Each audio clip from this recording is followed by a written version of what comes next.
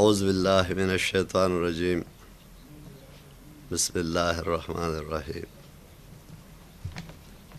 صاحبزاده مې نامه ده او د شیخو نسیم آباد اوسیدونکی یم. یو څو ورځې وړاندې په څلورم تقریبا یا په پنځم تاریخ زه د خپل سخرګنۍ ځای پېښور بخشوبول ته تللی وم او بیا چې کله زه ماښام را واپس شوم نو کله چې رالم نو بیا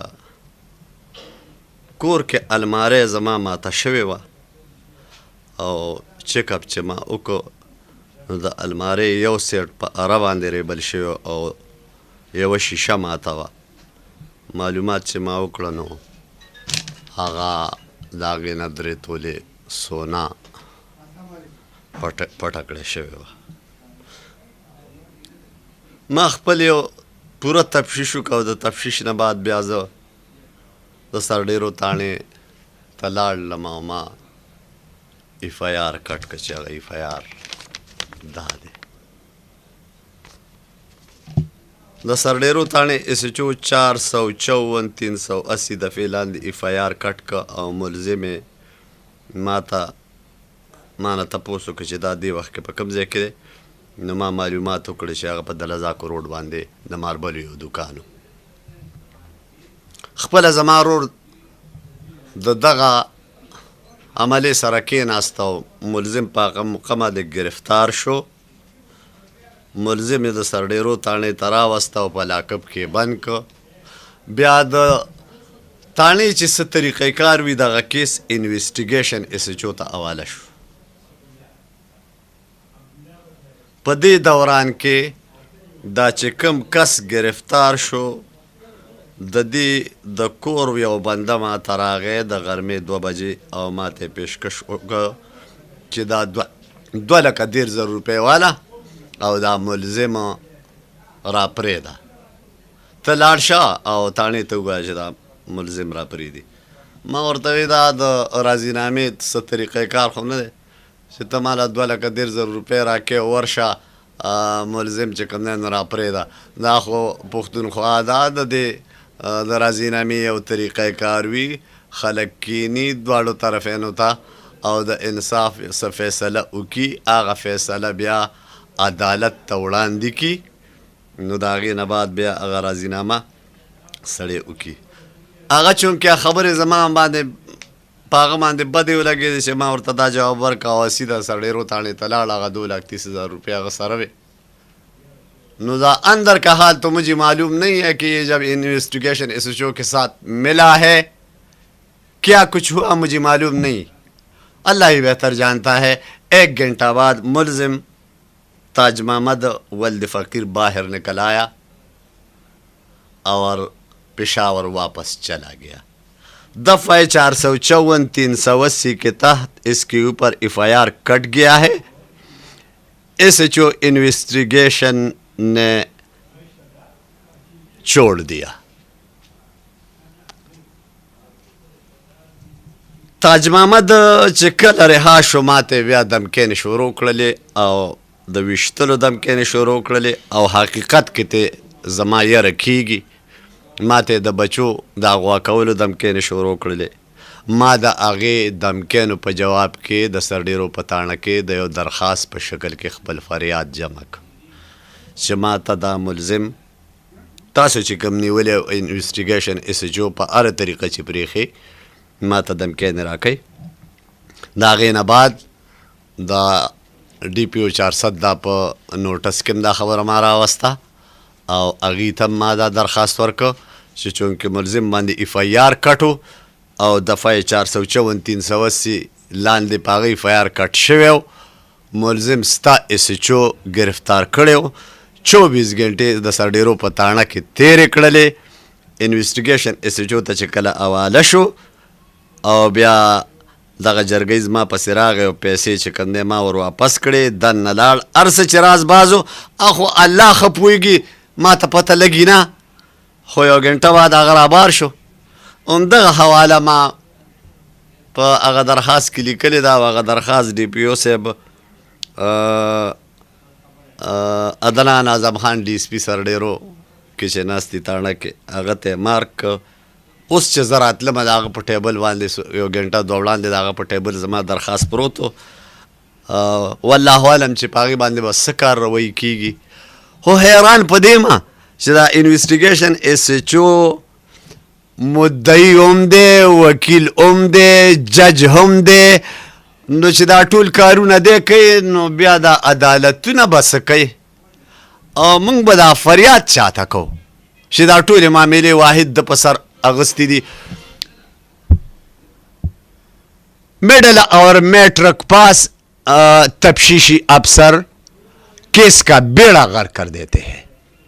مجھ سے پوچھتے ہیں آپ اس دن کدھر گئے تھے؟ میں نے بولا میں سسرال کے گھر گیا تھا.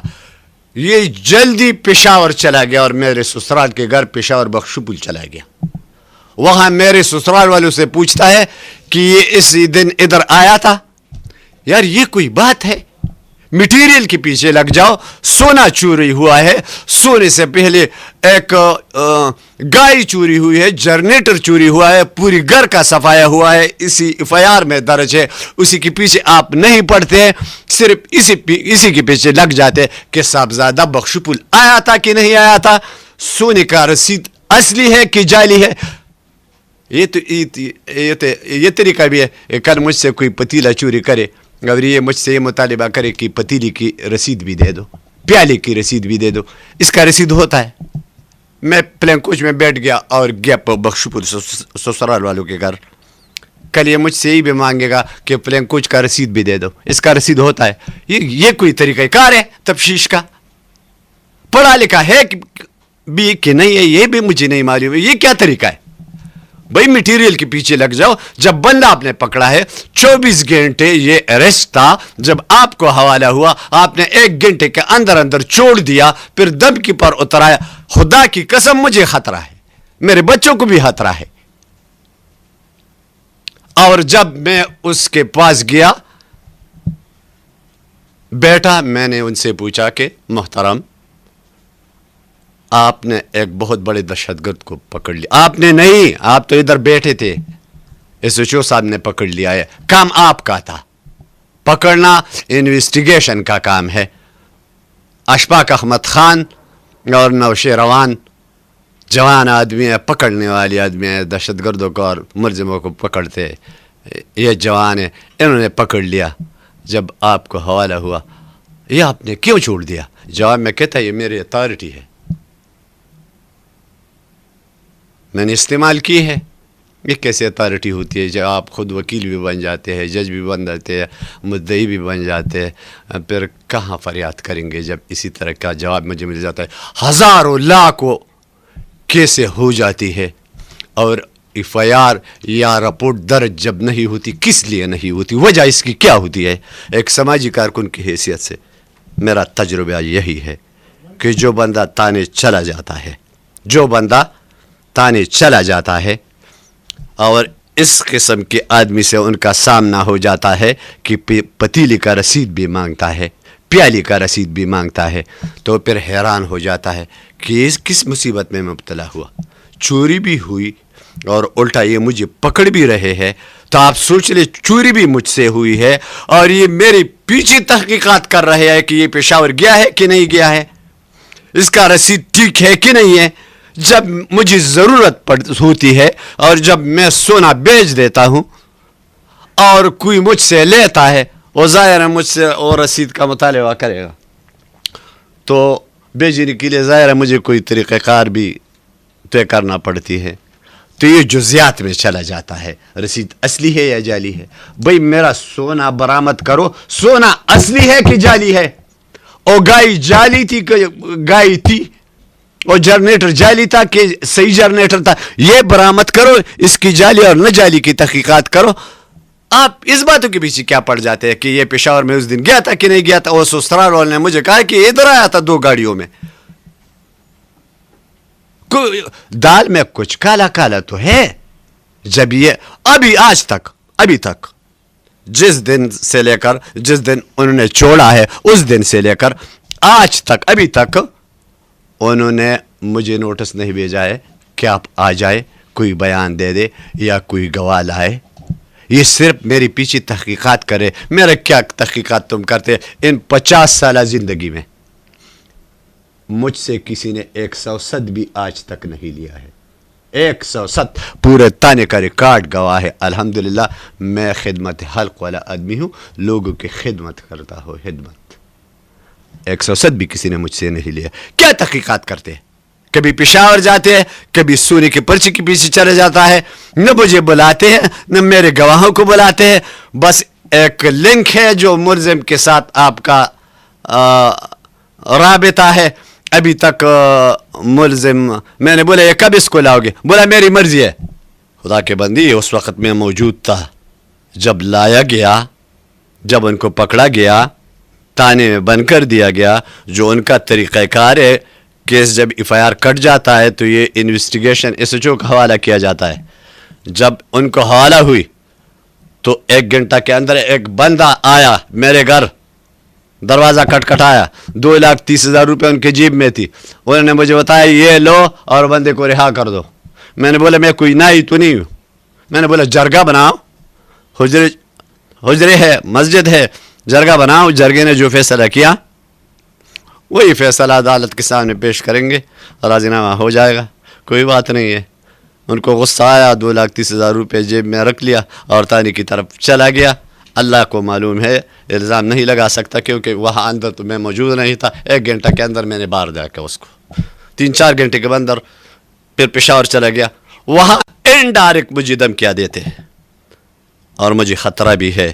جو کچھ ہوا میرے ساتھ یا میرے بچوں کے ساتھ ہوا, میرا ذمہ دار یہی انویسٹیگیشن آفیسر ہوگا. میں قتل ہوا پھر بھی یہ ذمہ دار ہے, میرے بچے اغوا ہوئے پھر بھی یہ ذمہ دار ہے, کیونکہ میرا اس کے اوپر دعویٰ ہے. ان کا ریکارڈ معلوم کرو, ان کا جو طریقہ واردات ہے وہ مجھے پتہ ہے.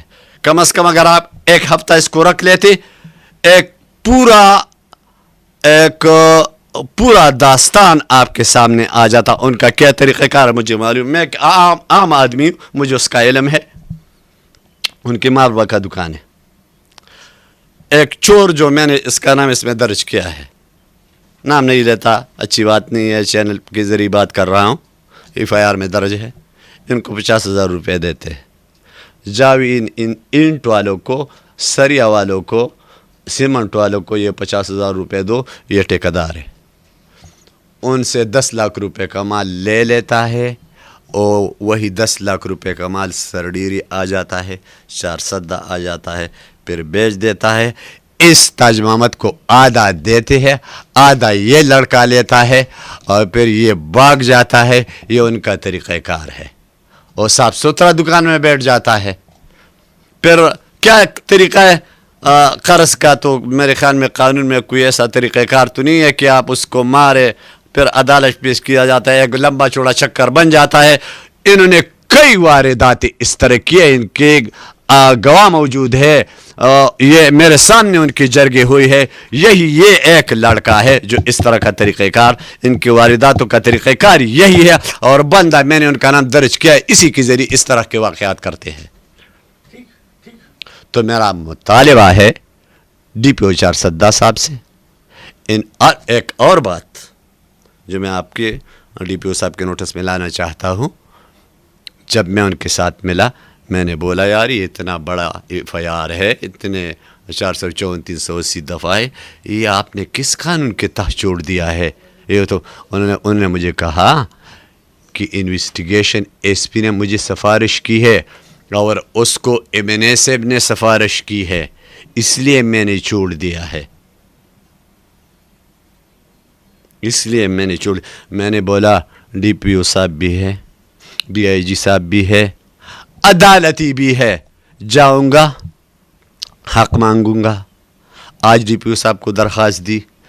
درخواست عدنان اعظم خان کا گفتار بھی اچھا, کردار بھی اچھا. اشفاق احمد خان کا گفتار بھی اچھا, کردار بھی اچھا. انشاءاللہ انصاف مجھے ملے گا. اور اگر ان کی بس کی بات نہ رہی تو عدالتی موجود ہے, پھر انویسٹیگیشن ایس ایچ او اور میں خود عدالت کا سامنا کریں گے. عدالت نے میرے اور آپ کے درمیان جو فیصلہ کیا ہم دونوں کو منظور ہوگا. اب تک تو میں آپ کا انویسٹیگیشن مانتا نہیں. وآخر دعوانا ان الحمد للہ رب العالمین.